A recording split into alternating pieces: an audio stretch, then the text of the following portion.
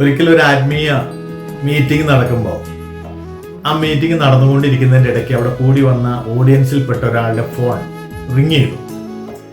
അപ്പൊ phone ring ചെയ്യുന്ന ശബ്ദം കേട്ടപ്പോൾ ആ ക്ലാസ് നയിച്ചുകൊണ്ടിരുന്ന ആ വ്യക്തിക്ക് ഒരു ഡിസ്റ്റർബൻസ് തോന്നി.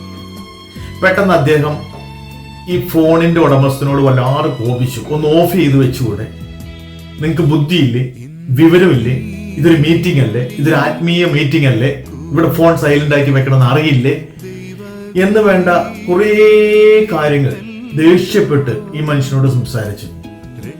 അപ്പൊ ഇതിനോട് ചേർന്ന് എനിക്ക് നിങ്ങളോട് പറയാനുള്ളത്, നിങ്ങളിൽ ഇങ്ങനെയുള്ള പ്രവണതയുണ്ടെങ്കിൽ, അതായത് ഫോൺ സ്വിച്ച് ഓഫ് ചെയ്യാതെ സൈലന്റ് ആക്കാതെ മീറ്റിങ്ങുകളിൽ ഇരിക്കുന്നുണ്ടെങ്കിൽ ദയവ് ചെയ്ത് അത് സ്വിച്ച് ഓഫ് ചെയ്യുകയോ സൈലന്റ് ആക്കി ആ മീറ്റിംഗിൽ പങ്കെടുക്കുകയോ ചെയ്യുന്നത് നന്നായിരിക്കും. കാരണം അത് ആ മീറ്റിംഗിന്റെ ഒരു അനുഗ്രഹമാണ്. വീണ്ടും നമ്മുടെ സബ്ജക്റ്റിലേക്ക് വരാം. അപ്പൊ ഈ മനുഷ്യനെ വളരെ ദേഷ്യപ്പെട്ട് ശകാരിച്ച ആ ശകാരം കേട്ടപ്പോ ഈ പാവം പിടിച്ച മനുഷ്യന് വല്ലാതെ ഒരു നാണക്കേടായി മാറി. വേണമെങ്കിൽ സൗമ്യമായിട്ട് പറഞ്ഞ് ഒരു തമാശയിലൂടെ ആ വിഷയങ്ങളെ പരിഹരിക്കാമായിരുന്നു. പക്ഷെ പെട്ടെന്ന് കോപത്തോടെ പറഞ്ഞ ആ വാക്കുകൾ ഈ മനുഷ്യനെ വല്ലാതെ വേദനിപ്പിച്ചു. ഈ മനുഷ്യൻ ആ മീറ്റിംഗിൽ നിന്ന് ഇറങ്ങിപ്പോയി. സങ്കടം സഹിക്ക വയ്യാതെ അദ്ദേഹം എത്തിച്ചേർന്നത് ഒരു ബാറിലാണ്.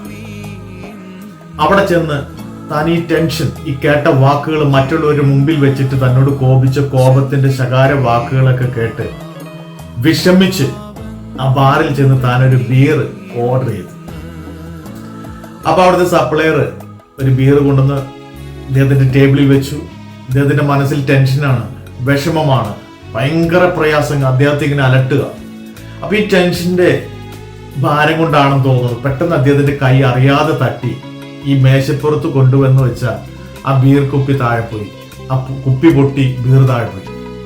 ഇദ്ദേഹത്തിന് വീണ്ടും സങ്കടമായി. ആ സപ്ലയർ അടുത്ത് വന്നപ്പോ പറഞ്ഞു, സോറി സോറി സോറി, അറിയാതെ സംഭവിച്ചു പോയതാ. ഒരു 100 സോറി അദ്ദേഹം പറഞ്ഞു.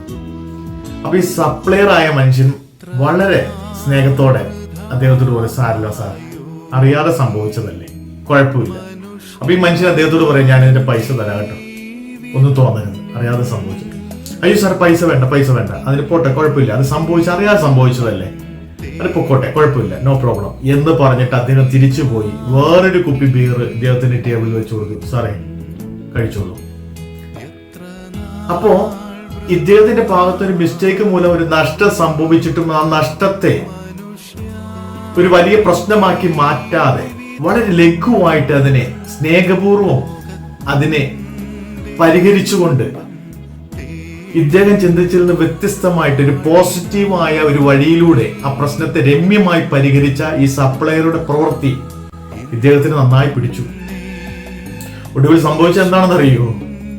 പിന്നെ ജീവിതത്തിൽ ഒരിക്കലും ഈ മനുഷ്യൻ ആത്മീയ മീറ്റിങ്ങിന് അവിടെ പോയിട്ടില്ല, മറിച്ച് ഡെയിലി പുള്ളി ബാറിൽ വരും. എന്താ കാരണം? അവിടെ നിന്ന് കോപത്തോടെയുള്ള ശകാരം കിട്ടിയത്. പക്ഷെ ഇവിടെ നിന്ന് ഇദ്ദേഹത്തിന്റെ ഭാഗത്ത് മിസ്റ്റേക്ക് സംഭവിച്ചിട്ടും സ്നേഹത്തോടെ പരിഹരിച്ച ഒരു പരിഹാര മാർഗമാണ് അവിടെ കണ്ടത്. തന്നെ ഇവിടെ സ്ഥിര വിസിറ്ററാക്കി മാറ്റി. ഞാൻ ഇതിനെ അനുകൂലിച്ച് പറയുകയല്ല കേട്ടോ. ഞാൻ ഒരിക്കലും അവിടെ നിന്ന് മാറി ഇവിടെ വന്നത് ഒരു നല്ല പ്രവൃത്തിയാണെന്ന് അനുകൂലിച്ച് പറയുന്നതല്ല, മറിച്ച് ഒരു വിഷയം സംഭവിച്ചപ്പോൾ, ഒരു വസ്തുത ഉണ്ടായപ്പോൾ അതിനെ ഡീൽ ചെയ്ത നമ്മുടെ ഡീലിംഗ് ആണ് പ്രശ്നം. രമ്യമായി പറയേണ്ടത് രമ്യമായി പറയാം, രഹസ്യമായി ചൂണ്ടിക്കാണിക്കേണ്ടത് രഹസ്യമായി ചൂണ്ടിക്കാണിക്കാം, പരസ്യമായി പറയേണ്ടത് മാത്രമേ പരസ്യമായി പറയാവുള്ളൂ. ഏതൊരു മനുഷ്യനെയും വേദനിപ്പിക്കുന്ന വിഷയങ്ങൾ പരസ്യമായി പറയുമ്പോൾ കൂടുതൽ വേദനിച്ച് നമ്മൾ പ്രതീക്ഷിക്കുന്ന കൂട്ടത്തിൽ നിന്ന് അവരകന്ന് പോകുകയല്ലാതെ ഒരിക്കലും അവരെ അതിലേക്ക് അടുപ്പിക്കാൻ കഴിയത്തില്ല. അവിടെയാണ് അവർക്ക് അനുകൂലമുള്ള സാഹചര്യങ്ങളിലേക്ക് അവർ പൊരുത്തപ്പെടാനായി അന്വേഷിച്ചു പോകുന്നത്. അത് അവരുടെ കുറ്റമല്ല, അത് അവരുടെ അറിവില്ലായ്മയാണെന്നൊക്കെ നമുക്ക് വ്യാഖ്യാനിക്കാം, എന്ന് തന്നെ ആയിക്കോട്ടെ. പക്ഷെ എനിക്ക് വളരെ ലഘുവായിട്ട് പറയുവാനുള്ളത്, നമ്മുടെ മുമ്പിൽ നിൽക്കുന്നവർ, നമ്മുടെ സർക്കിളിൽപ്പെട്ടവരോട് നമ്മൾ ഇടപഴകുമ്പോൾ അവരുടെ വേദന ചിലപ്പോൾ ഒരു പക്ഷെങ്കിൽ അവർക്ക് ഒത്തിരി നൂറ് കാരണങ്ങളോടെ ആയിരിക്കും നമ്മുടെ മുമ്പിൽ വന്നിരിക്കുന്നത്. ആ കാരണങ്ങൾ വേദനയായിരിക്കാം, സന്തോഷമായിരിക്കാം, സമാധാനമായിരിക്കാം, എന്തു തന്നെ ആയിക്കൊള്ളട്ടെ. അതിന്റെ കൂടെ വേറൊരു വേദന കൂടി വരുന്ന രീതിയിലുള്ള പ്രവൃത്തിയും വാക്കുകളും നമ്മിൽ നിന്ന് പുറപ്പെടാതെ അവരെ നമ്മുടെ നല്ല സർക്കിളിൽ, നമ്മുടെ നല്ല ബന്ധത്തിൽ, നല്ല ആ ഒരു കൂട്ടായ്മയിൽ നിലനിർത്തുവാൻ കഴിയുന്ന നല്ല വാക്കുകൾ, നല്ല പ്രചോദന വാക്കുകൾ പറഞ്ഞ് അതിലേക്ക് സ്ഥിരം ഒരു വിസിറ്ററായി നിൽക്കുന്ന, അല്ലെങ്കിൽ സ്ഥിരം പെർമനന്റ് ആയിട്ട് നിൽക്കുന്ന ഒരു വ്യക്തിത്വമാക്കി മാറ്റാൻ കഴിയുന്ന നല്ല ശീലങ്ങൾ, നല്ല വാക്കുകൾ നമ്മിൽ നിന്ന് പുറപ്പെടുവാൻ ഞാൻ നിങ്ങൾ ശ്രമിക്കണം.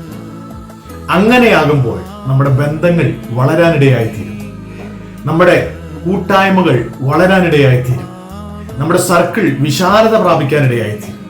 ഒരാൾ പോലും നമ്മെ വിട്ട് മറ്റൊരിടത്തേക്ക് മാറിപ്പോകാത്ത രീതിയിൽ അവരെ പിടിച്ചു നിർത്താൻ കഴിയുന്നത് നമ്മുടെ വാക്കുകളാണ്. സന്ദർഭോചിതമായിട്ടുള്ള ഇടപെടലുകളാണ് അതിന് അത്യന്താപേക്ഷിതമായിരിക്കുന്നത്. ആ ഒരു ഇടപെടലുകൾ മറ്റുള്ളവരെ വേദനിപ്പിക്കാത്ത, മറ്റുള്ളവരെ നമ്മിൽ നിന്ന് അകന്നു പോകാത്ത നല്ല നല്ല ബന്ധങ്ങൾ ഊട്ടിയുറപ്പിക്കുന്ന ഇടപെടലുകൾ നമ്മിൽ നിന്നുണ്ടാകാൻ കഴിയട്ടെ. അതിനുവേണ്ടി നമുക്ക് ശ്രമിക്കാം എന്ന ആഹ്വാനത്തോടെ വാക്കുകൾ നിർത്തുന്നു. ദൈവം നിങ്ങളെല്ലാവരെയും അനുഗ്രഹിക്കുമാറാകട്ടെ.